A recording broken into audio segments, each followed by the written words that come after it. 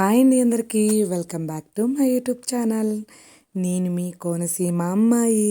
ఎలా ఉన్నారండి అందరూ? నేనైతే చాలా బాగున్నాను. మీరు కూడా బాగుండాలని మనస్ఫూర్తిగా కోరుకుంటున్నానండి. ఇదైతే ముక్కోటి ఏకాదశి రోజునాడు వ్లాగ్ అండి. ప్రతి ఒక్కరు చూడండి, చాలా బాగుంటుంది. మీకు నచ్చితే కనుక లైక్ చేయండి, సబ్స్క్రైబ్ చేసుకోండి.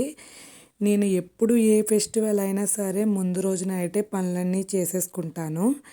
ఎందుకంటే ఆ రోజు లెగిచి పనులు చేసుకుని పూజ చేసుకోవాలంటే చాలా టైర్డ్ అయిపోతాం కదండి. అందుకని చెప్పేసి నేను ముందు రోజున అయితే మొత్తం అన్ని పనులు చేసేసుకుని చక్కబెట్టుకుంటానన్నమాట. ఎందుకంటే మార్నింగ్ లేచిన వెంటనే తలస్నానం చేసి ఇంకా పూజ అయితే స్టార్ట్ చేసుకోవచ్చు. అలాగే ప్రసాదాలు కూడా చేసుకోవాలి కదండి. అందుకని చెప్పేసి అన్నీ నైటే చేసేసుకుంటాను. నేనైతే 4:30కి అయితే లేచానండి. ముక్కోటి ఏకాదశి కదా, అప్పటికే మా దగ్గరలో ఉన్న వెంకటేశ్వర స్వామి టెంపుల్లో అయితే స్పీకర్ అయితే ఆన్ చేశారు. ఇంకా ఆ మ్యూజిక్ వింటూ పనులైతే చేసుకున్నాను. ఎంత ప్రశాంతంగా ఉంటుందంటే బ్రహ్మముహూర్తంలో పూజ చేసుకుంటే చాలా ప్రశాంతంగా ఉంటుందండి. అలాగే మనకు కూడా ఇంట్రెస్ట్ ఉండాలి, ఓపిక ఉండాలి. పూజ అంటే ప్రతి ఒక్కరికి ఇంట్రెస్టే ఉంటుంది, కానీ లెగలేకపోతామన్నమాట. అంటే శీతాకాలం ఒకటి కదండి, ఇంకా లెగాలంటే కూడా మనల్ని మంచం లెగనివ్వదు. ఇంకా నేను 4:30కి లేచి తలస్నానం చేసి కాళ్ళకు పసుపు రాసుకుని బొట్టు పెట్టుకుని అలాగే మంగళసూత్రాలకు కూడా పసుపు అయితే రాసుకుంటానండి. ఎందుకంటే మనకి కాళ్ళకి మంగళసూత్రానికి పసుపు రాసుకుంటే మనకి సౌభాగ్యం ఎల్లవేళలా మనకు కూడా ఉంటుందని ఒక నమ్మకం అన్నమాట. అది మన పూర్వీకులు ఫస్ట్ నుంచి చెప్పిందే కదండి, మనం పెట్టింది కాదు.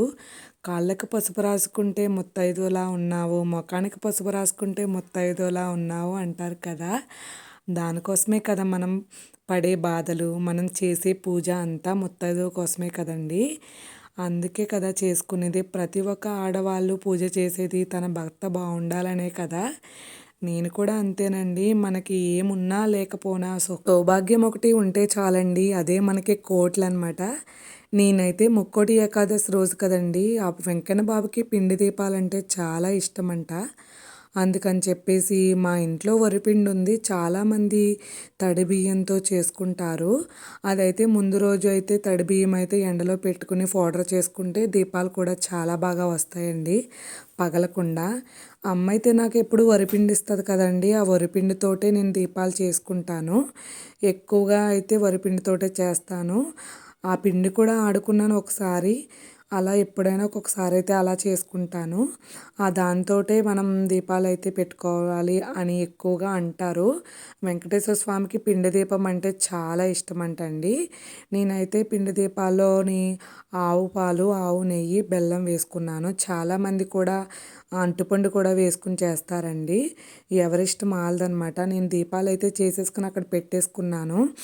తెల్లవారుజామునే ఫస్ట్ అయితే తులసీదేవికి దీపం పెట్టేసుకుని అలాగే గుమ్మం పూజ చేసేసుకున్నాను. అలాగే గుమ్మం దగ్గర రాగి చెంబు కూడా పెట్టేసుకున్నానండి.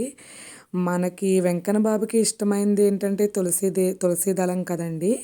విష్ణుమూర్తిని తులసి దళంలో కూడా మనం పూజిస్తాం కాబట్టి నేను ఫస్ట్ అయితే తులసీదేవికి గుమ్మానికి పూజ చేసేసుకున్నామంటే మనకు అక్కడే లక్ష్మీ కళ వచ్చేస్తుంది కదండి. నాకు అలా చేసుకోవడం అంటే చాలా ఇష్టం అండి. తెల్లవారుజామున లెగటము పూజ చేసుకోవడం అంటే చాలా ఇష్టం. కాకపోతే మా పిల్లలు నైట్ 2 to 3 times లేపుతారండి. అప్పటికే నాకు చాలా నీరసం వచ్చేస్తుంది. ఎందుకంటే ముందు రోజు కూడా మనం పనులన్నీ చేసుకుంటాం కదా, ఇంకా అప్పటికే టైర్డ్ అయిపోతాం కదండి. ఇంకా అక్కడ పూజ అయితే చేసేసుకుని ధూపం అయితే వేసేసుకుని గుమ్మం దగ్గర ధూపం అయితే పెట్టేసుకున్నానండి. ఇలాగా నేను అలా ధూపం పెట్టుకున్న తర్వాత మా గుమ్మాన్ని, మా ముగ్గుల్ని, మా తులసమ్మని చూస్తే ముచ్చటేసుకొచ్చిందండి. నేనేనా ఇలా చేసుకున్నాను పూజ అనిపించింది. నా ఫ్రెండ్స్ కూడా చాలా బాగా అంటారండి, ఎలా చేసుకుంటున్నావే ఓపికగా అని. మనం ఇష్టంతో చేసుకుంటే ఏదైనా మనకి కష్టంగా అనిపించదండి. దేవుడి మీద భక్తితో ఇష్టంతో చేసుకోవాలి. చాలామందికి పాపం చేసుకోవాలని ఉంటుంది, కాకపోతే వాళ్ళకి కుదరదండి. ఎవరి పర్సనల్ ప్రాబ్లమ్స్ వాళ్ళే కదండి. పర్లేదండి, మీరు లేటుగా చేసుకున్నా పర్లేదు. మనస్ఫూర్తిగా దేవుడికి అయితే దండం పెట్టుకుంటే చాలు. నేనైతే దీపాలకైతే గంధం బొట్టు, కుంకుమ బొట్లు అయితే ఇలా పెట్టుకుంటున్నానండి. 7 దీపాలు పెట్టుకుంటే 7 కోట్ల జన్మల ఫలం పుణ్యం వస్తుందని ఒక నమ్మకం అన్నమాట. ఆ నమ్మకాన్ని మనకు సృష్టించింది పెద్దవాళ్ళేనండి. భగవంతుడు ఏది చెప్పలేదు. అలా పెద్దవాళ్ళ నుంచే మనకు ప్రతీదీ పుట్టిందనమాట. నేనైతే ఇది మాకు న్యూ ఇయర్ రోజునాడైతే ఈ విగ్రహం అయితే మా ఇంటికొచ్చిందని మీకు ఆల్రెడీ ప్రీవియస్ వీడియోస్‌లో చెప్పాను కదండీ! అది కూడా ముక్కోటి ఏకాదశి దగ్గరలో ఉంది కదా అని చెప్పేసి నేనైతే ఓపెన్ చేయలేదు. ఇంకా ముక్కోటి ఏకాదశి రోజు నాడు ఓపెన్ చేద్దామని చెప్పేసి అప్పటి వరకు అది బాక్స్‌లోనే ఉంచేసాను. ఇంకా ముక్కోటి ఏకాదశి వచ్చేసింది కదండీ! ఇంక ఇది ఓపెన్ చేద్దామని చెప్పేసి గంధంతో అయితే బొట్లయితే పెట్టేసుకుని ఇలాగైతే వెంకన్న బాబుని రెడీ చేశానండి. వెంకన్న బాబుని చూసి కొలది చూడాలనిపిస్తది కదండీ! ఎంత చక్కగా ఉంటారు కదా!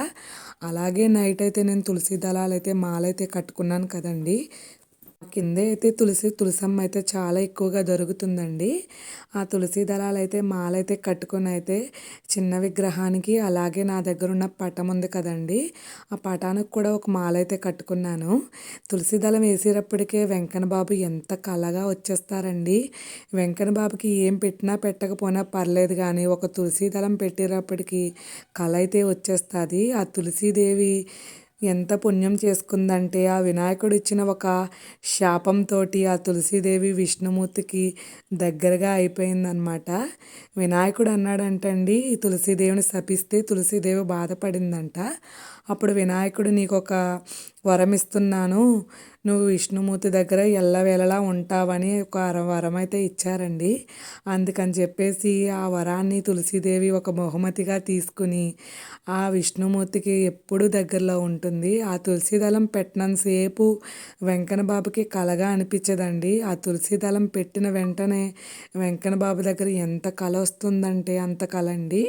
నేను పువ్వులైతే ఒక 30 రూపీస్ అయితే తెచ్చుకున్నానండి. ఆ 30 రూపీస్ పువ్వులు దేవుళ్ళందరికీ పెట్టేటప్పటికి సరిపోనియి. నార్మల్ పువ్వులు కూడా ఇంక కోసుకుని అయితే తెచ్చుకోలేదండి. తెచ్చుకుంటే సరిపోను. అవి ఇవి కలిపి అయితే పెట్టుకుందును. ఇంకా ఓపిక లేదండి. అప్పటికే నా ఓపిక అంతా అయిపోయింది.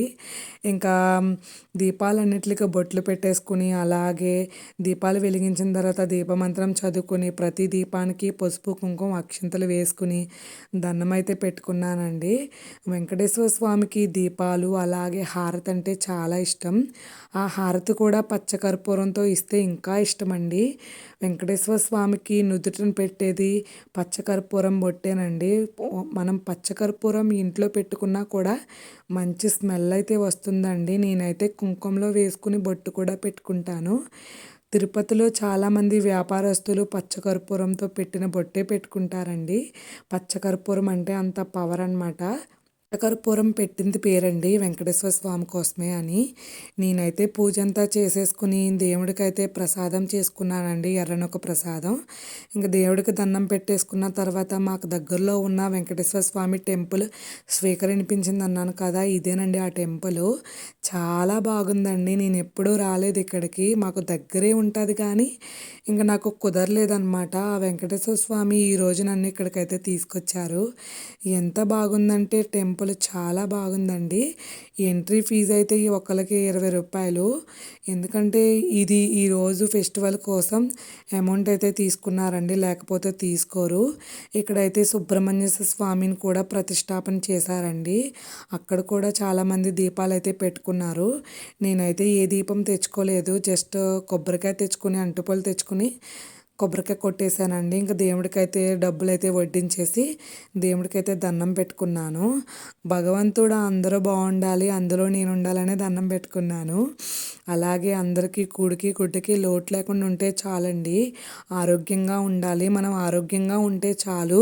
అవే మనకి కోట్లను ఓకేనండి. నా వీడియో చూసిన ప్రతి ఒక్కరికి థ్యాంక్ యూ సో మచ్ అండి. నా వీడియో నచ్చితే కనుక మీకు లైక్ చేయండి, సబ్స్క్రైబ్ చేసుకోండి. మీకు నచ్చితేనే సబ్స్క్రైబ్ చేసుకోండి. ఓకేనండి. అందరికీ నమస్తే అండి. ఓకేనండి. Bye bye.